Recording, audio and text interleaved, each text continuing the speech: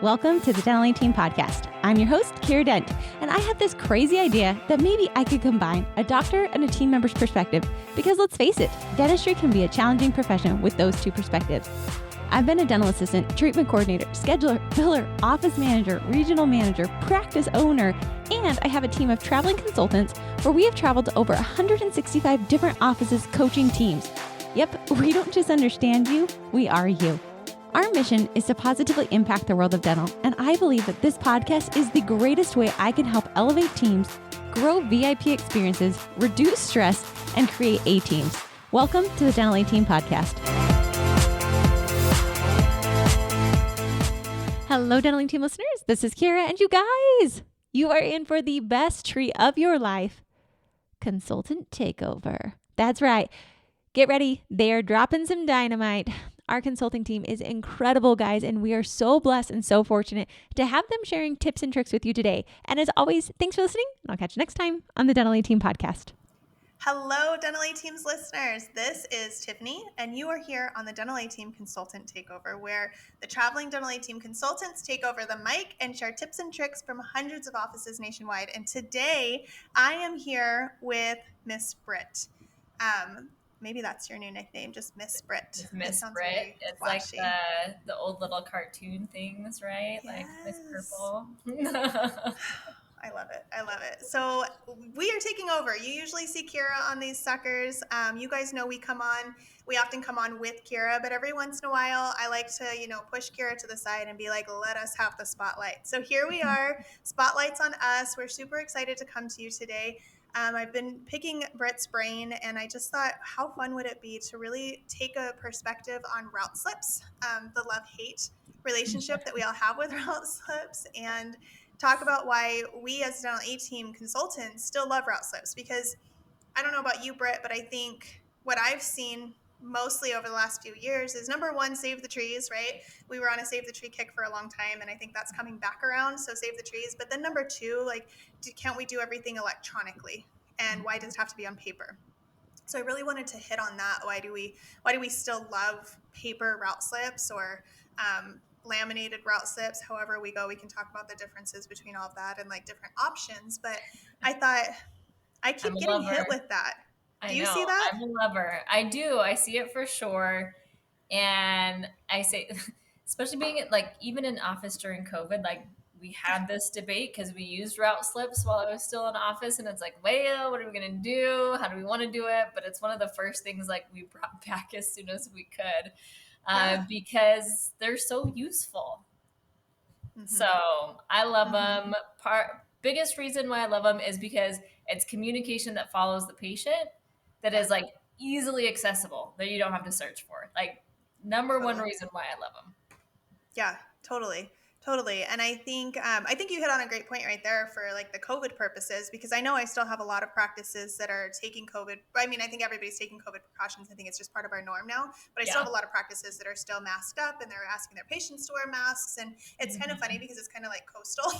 It's my coastal practices. In the middle, all of us are well, it's fine. Fly by the wind. We're fine. But my coastal practices are still very, very much so hitting on all of those. So I think that's a good point, because a lot of practices dropped them during COVID because they're paper and, transferring whatever. Yeah. And they're following the patient. They're going all over, doctors spraying water everywhere or whatever.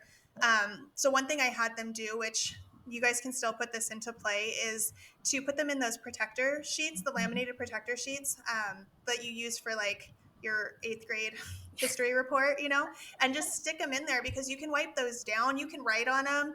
You could NDTR, which if you're Dental Team listener, you know what NDTR is. If you don't, go search our podcast for NDTR and figure out what that is.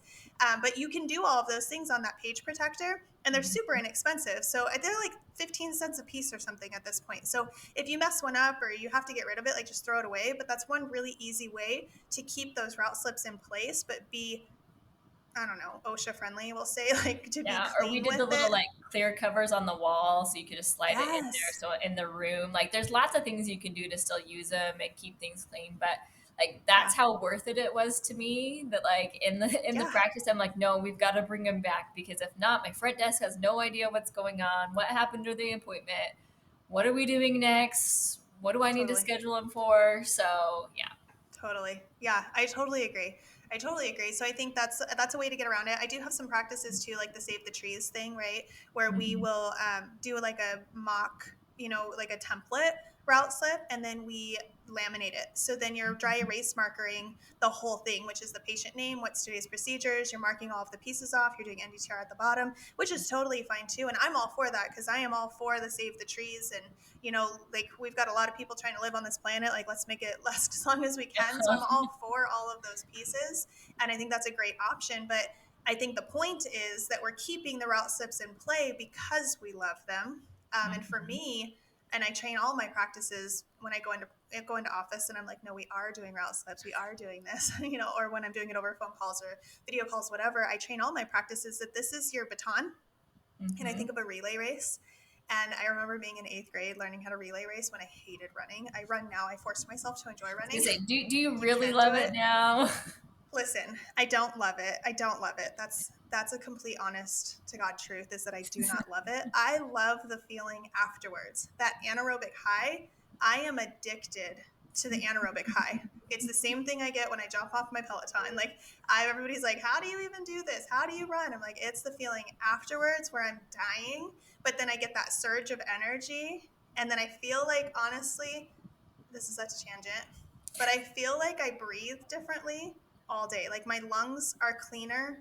They're clearer. I can feel my body operating different than prior to my run. So do I love the act of running? No, absolutely not. And you put me on a treadmill, I'm not even gonna get a mile because I'm so bored. But if I go outside, I'll run. I can do a couple miles. I can do 3-4 miles if I really want to. 2.5 is really my happy space. But if you put Tiff in a relay race, like, she'll do a relay race. People are depending on me then, right? Yeah, and I'm like, exactly. I'm gonna win. Thank you for bringing us back. So that's what I think of is 8th grade trying to learn how to do this stupid relay race, and remembering dropping that dang baton, and it was this like weird shiny cardboard material, and you dropped the baton. Yeah, the tubes. Remember, they were so weird, and they made that weird noise when you like slammed them. Such a weird childhood memory. But I remember dropping it, that ping, ping, ping, ping, like down, and we were done. So I train my offices like, you don't always just get to pick it up and go back.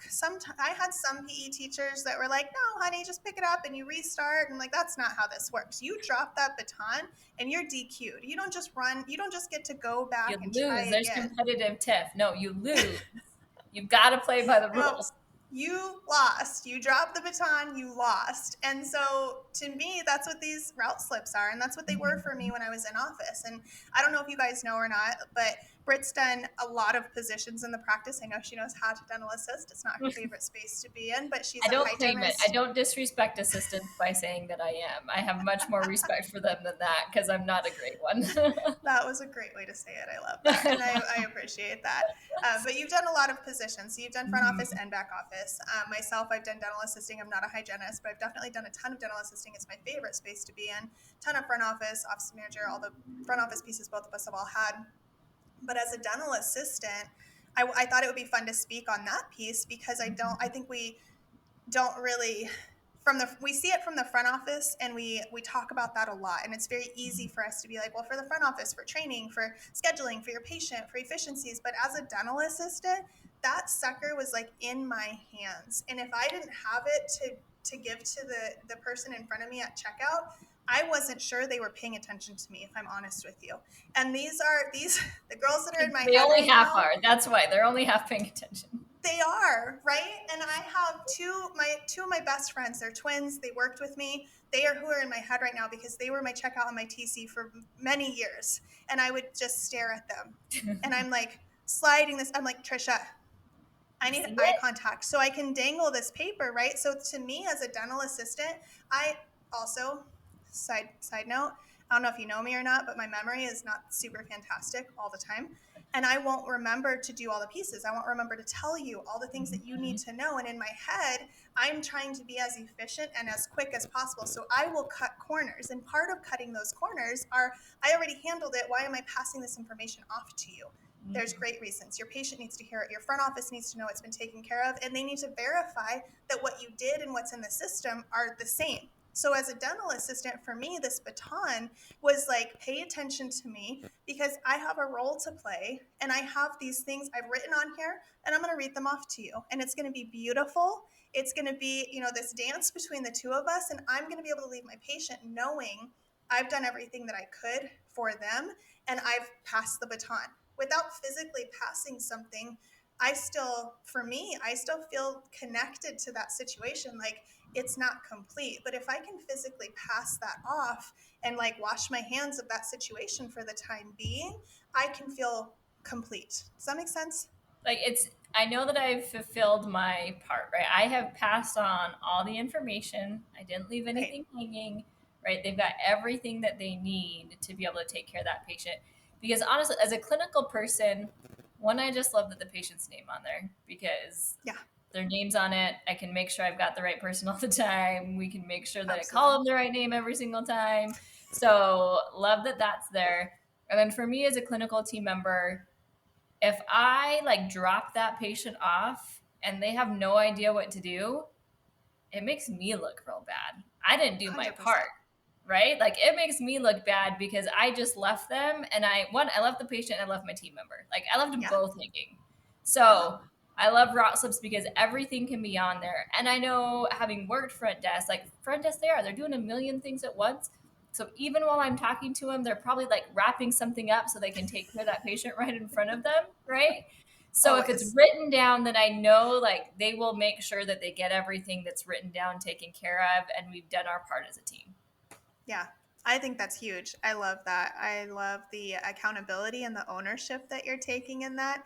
I love that you said knowing the patient's name. I don't know how many times my doctors come around on the other side, right? And he's like looking at me and I'm all, ooh, Joe is excited to see you today. I'm like, I've been with this man for minutes and I have no idea who it is because my brain is somewhere else. I'm thinking about sterile. I'm like, has Josephine taken care of sterile yet?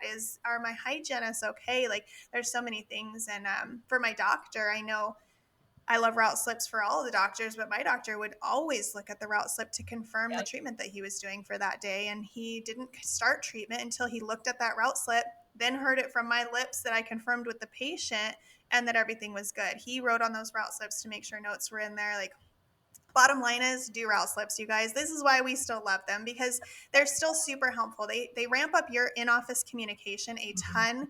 They help patients understand what's going on. And I think more than anything for the patients, it really secures the trust for them in you and your whole practice. They're seeing you guys are all on the same page. When your inter-office communication is top notch, your patients see and feel that.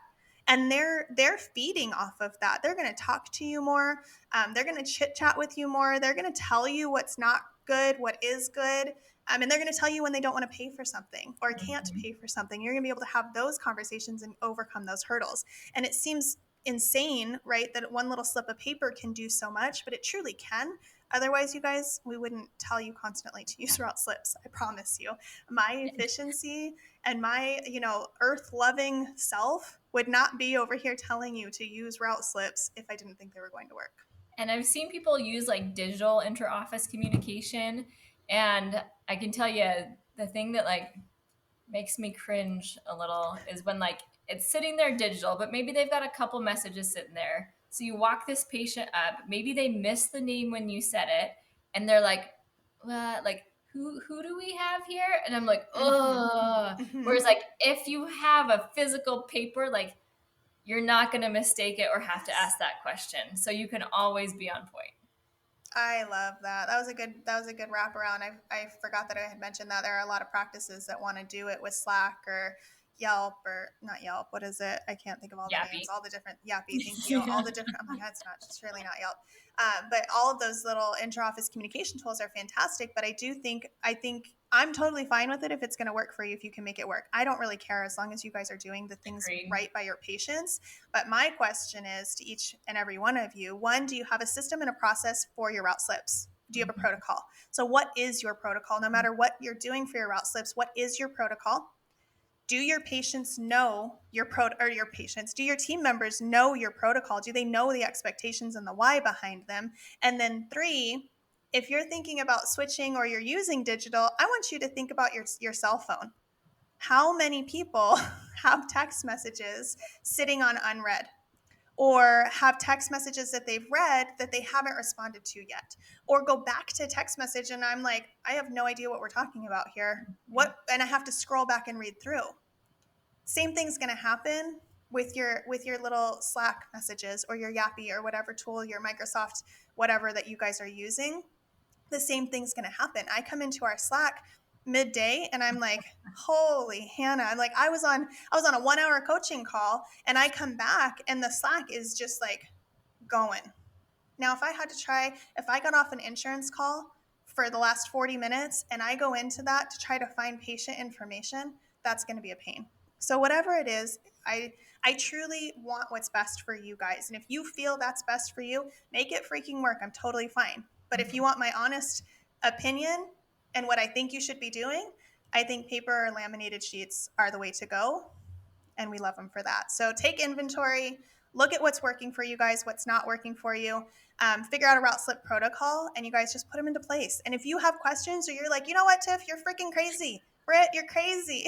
Tell us, talk to us, give us a review, email hello. I think this is going on Instagram or a TikTok or something. Comment. I don't care. We want to know too. Challenge us or bring us the challenges that you're having with things like this that you think it's just not going to work, but I think it'd be really cool. Bring it to us. We want to help you guys. So do those things. And Britt, do you have anything else? I just love them. Do you have anything? Just use them. Communication is everything for the patient experience. Communication, patient experience all day long, every day. So find what's going to provide the best communication for your team and patient experience. Totally. I love it. Okay, go do the things. It's not hard. Don't make it hard. Make it easy. Alrighty, guys. That wraps up the Dental A Team Podcast Consulting Takeover. Let us know what you think. We love hearing from our listeners. You guys, honestly and truly, it makes us so happy. Drop us a 5-star review or email us over at hello@thedentalateam.com. Either way, we just like to know that you like what you're hearing. Again, we like to hear your questions. We want to know. Thanks so much for listening, and we'll catch you next time on the Dental A Team Podcast. And that wraps it up for another episode of the Dental A Team Podcast. Thank you so much for listening, and we'll talk to you next time.